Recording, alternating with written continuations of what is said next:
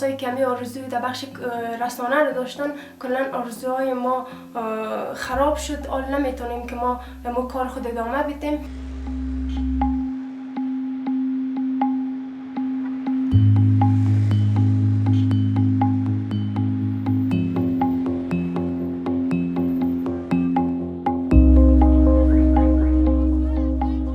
بعد از تحولی که در افغانستان صورت گرفت، حضور زنها به یک بارگی از جامعه حذف شد و همونطوری که ما زنها در جریان گفتگوهای صلح خود را از این بابت داشتیم که زنان بیشترین قربانی را در پروسه صلح نباید بپردازند، ولی متاسفانه وضعیت به گونه‌ای رقم خورد که قربانی اصلی و دست اول در تحولی که در افغانستان آمد زنای افغانستان شدند.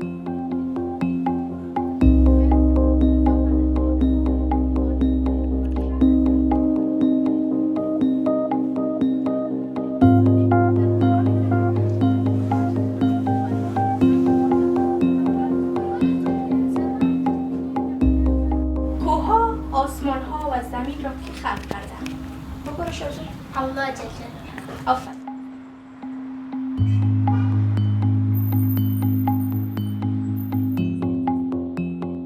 امروز اصلا آینده چی که مثلا اصلا هیچ اصلا آینده نمیبینم.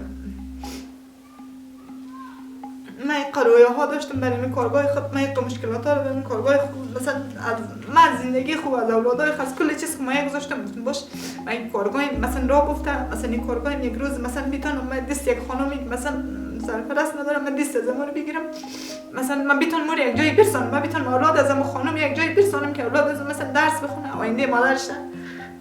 من ما امروز اصلا هیچ مثلا طرف اون خانومی که من برش وعده دادم میبینم اشکای جاری میشم، میگم من نتونستم این کار انجام بدم.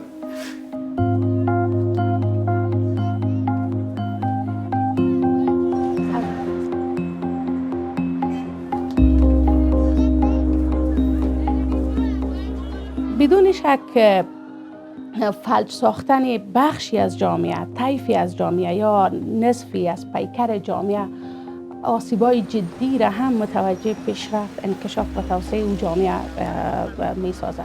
به مو شکلی که آسیب روانی و اقتصادیش را ما زنها حمل می کنیم، آسیب بزرگتر از زیر جامعه حمل می کنند.